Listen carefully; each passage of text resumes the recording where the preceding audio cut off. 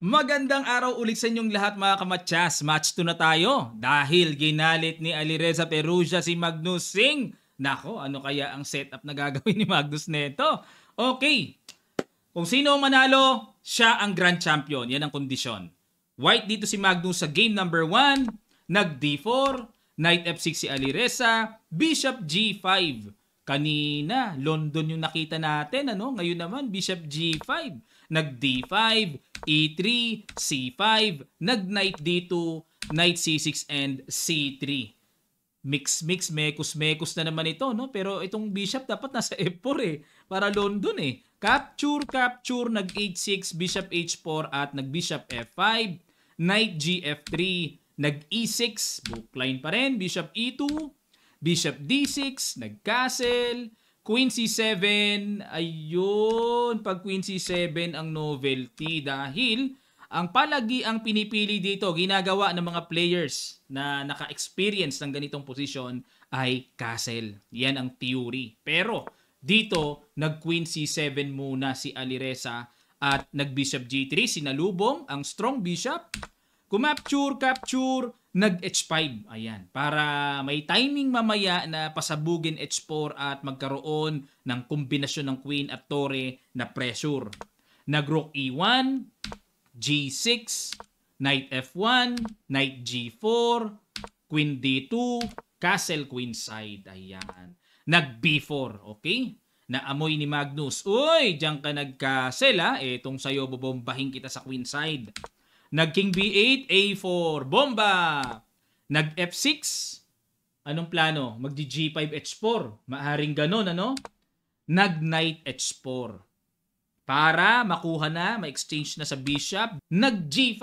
Tinuloy ang atake pero hindi nagustuhan ng computer engine. Bad move daw. Ang gusto dito ni Stockfish ay hinay-hinay lang knight E7. Bago mag G5. Ayun, ita-timing. Pero tingnan natin ang diferensya. Nag G5, capture, bishop D3, target ang pawn at nag knight E7. Nakita ko diferensya. Kasi kung knight E7 kagad, ang ipangka-capture sa bishop, yung knight. Kaso this time, pawn. Tapos sa double pawn pa. Nag F3 pa ali sa knight. Knight H6. Rook E6. Atake sa F6 pawn. Nag rook HF8. Bad move. Dapat daw knight HG8. Ang sagwa nga lang sa mata. Tingnan nyo yung mga yoka babs, Lalo na yung knight sa G8. Masakit sa dibdib yan. Parang bumalik lang na wala Nag-rook HF8, rook AE1, knight C8 at nag-A5. Okay, unti-unti nang pinipisil. Knight D6, A6, B6, knight E3, atake sa D5, queen D7, knight takes D5, knight E4. Okay, teka muna. Knight E4 ang ginawa para ma-disconnect ang tore sa pagkakadepensa sa tore. Ayun. Nako, tindi. Sige, ipag-guess ko sa inyo ito. Pambihirski ang tira na to. Ganda. Ano ang ginawa ni Magnus? Sa ilang sandali lang, tutuloy kagad natin. Start.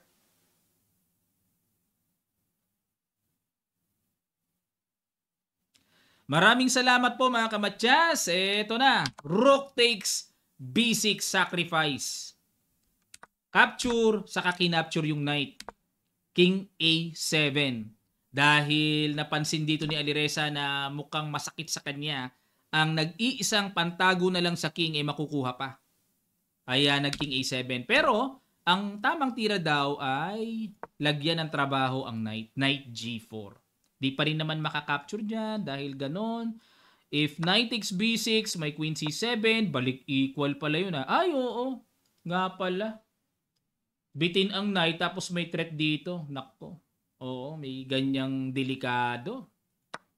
O kaya, nag-king A7, B5, pako muna para talagang tibay na tibay yung pawn. F takes E4, bishop takes E4, queen takes B5. Bumagsak yung pawn Nag C4, pag kinapture, mayroong rook C1, then diretso check, gulo-gulo atake. Umiwas lang, queen A5. Ayan, under attack kasi si Alireza. Hinuhuli na niya yung queen para guminhawa ang kanyang buhay. Pero another good move by Magnus, knight B4. May threatening knight C6. Nag-rook C8, abang lang sa C6 square. Na-excite si Magnus. Chinek ka agad. Pero, ang matindi raw dito ay C5. Iyan pala matindi. Pag kinapture, saka palang bibitawan ang knight C6, walang depensa ang queen. Lipad na lipad yan. Diba? Mangyari, dito sa check na ginawa kaagad, may depensa pa kakainin talaga yan. Persado, takes, yan ang nangyari. Pero winning pa rin. Winning pa rin kasi grabe, connected pass pawns na naman Malakas si Magnus ngayon sa mga connected pass pawns Knight D4, Bishop. Ooh! Grabe Pinakain lang. Pero naging A7. Grabe, kinargahan ng trap Kasi pag kinapture, papaano pipigilan ng black ang pag-promote? Paano? Yan ang tanong.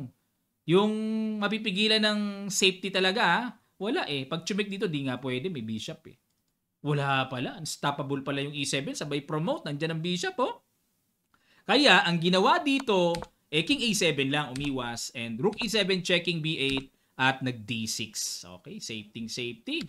Nag Rook C8. Rook E4. Atake muna sa knight. Knight F5 and nag King F2. Pamigay na yung isa. Kasi may check din D7. Talo na rin kasi dalawa kasi yan. Kahit ibigay yung isa okay lang yan. Yan ang nga nangyari. D7. Wala na. Wala na. Nag-resign na po dito si Alireza Perugia. Malupait si Magnus Singh Ginalit niyo yan Game number 2. Nandito pa ba? Buhay pa ba si Perugia? Ang disadvantage niya sa match na ito, isang babad lang kasi. Di ba nanalo siya sa match 1? 4 games yon. Yung energy. Di ba? At yung ginawa niyang trabaho sa nakaraang losers bracket, may pagod factor pa rin Pero itong second game, tingnan natin kung makakabawi pa si Perugia. Black naman dito si Magnus. Kapag nanalo si Magnus, tapos na laban. Kasi 2 points lang ang kailangan niya Okay? Nag-E4 si Perugia, nag-E5, Knight F3, Knight C6, Bishop C4 at nag-Knight F6, D3, Bishop C5 at nag-Bishop G5. Ayan, Yokopiano, H6, Bishop H4, Bishop E7. Ayan, nailang dito si Magnus sa malakas na pin kaya binabaan muna. Nag-Bishop G3, D6, A4, A5 para pantay lang ang space sa queen side. Kasi po pag hindi mag-A5 yan, dumidiretso yan Mangangain ng space sa queen side. Problema rin ng black yan later on kaya pinipigilan yan. Nag-castle, Rook E1, G6. Ayun, ang novelty na pinakawalan dito ni Magnus. Dahil ang palagian dito ay Knight H7. Iyon. Tingnan natin to G6, H3, Rook E8, Knight C3, Bishop F8. Kaya gumanon. Iko-convert sa Piangketo. Bishop H4 binalikan, Bishop G7, Knight D5. Talagang pine-pressure ni Perugia. Bishop E6, C3, capture, and G5. Capture, Bishop G3, and Rook B8. Atake sa B2. Queen C2 and Knight H5, Bishop H2, Knight F4. Okay. Ayan, may pressure kagad sa king side. Antibay ng knight. D4, Queen F6, capture, and nag-knight D2. Ano plano? Oo. Nakita niyo po yung plano ni Perugia. Iikutan, para mapuntahan ang strong square para sa knight niya. Queen E6, B3. Ayan, kasi kung pupunta sa F1, mag-Queen B3 kagad Ang galing ng mga banat talaga ni Magnus, Nag-B3, Bishop F8, Knight to C4. Ayun, para dyan naman, tuloy pa rin ang ikot. Bishop C5, inabangan talaga ni Magnus. On time talaga yan. Sige, itungtong mo yung knight mo dyan. Kakapturin talaga yan.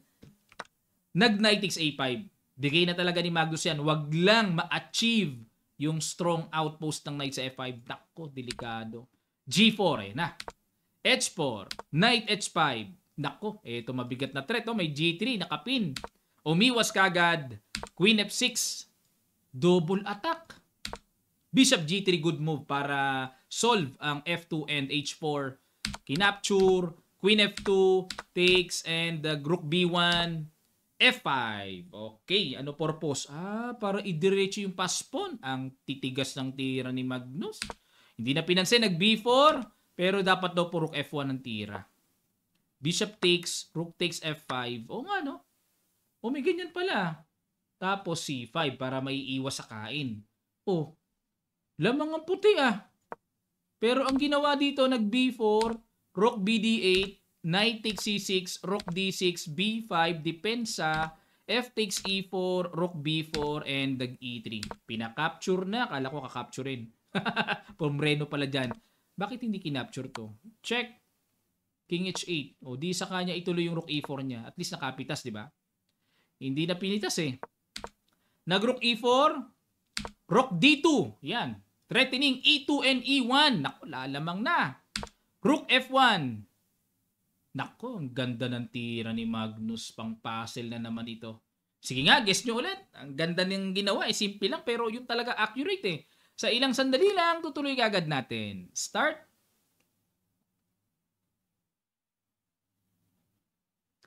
Maraming salamat po mga kamatsas. Congrats sa mga nakakita. Rook F8. Para tuloy E2. May depensa na ang bishop. Nag-King H2 and E2. Resign si Perugia. Tapos ang laban. Magnus wins. Matindi talaga. So 2 points lang, no?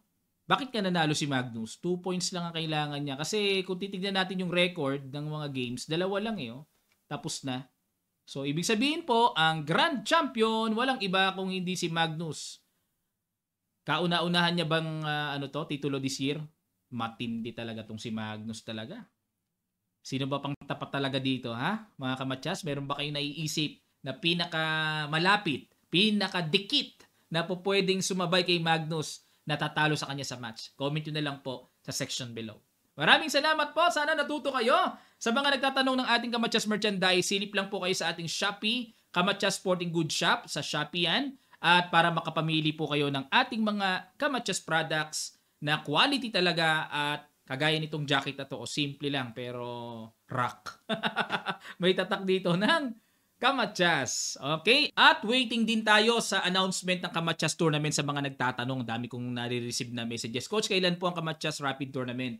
So gaganapin po sa Manila yon. Waiting lang po sa announcement po. Post namin sa Facebook page Kamatsas at sa YouTube channel natin sa community para lahat ay makabasa din. Okay? Sa Manila po gagawin ang next Kamatsas Rapid Tournament natin. Antabay lang po sa announcement na ipopost namin. Maraming salamat. Magkita-kita pa tayo sa mga susunod pang videos.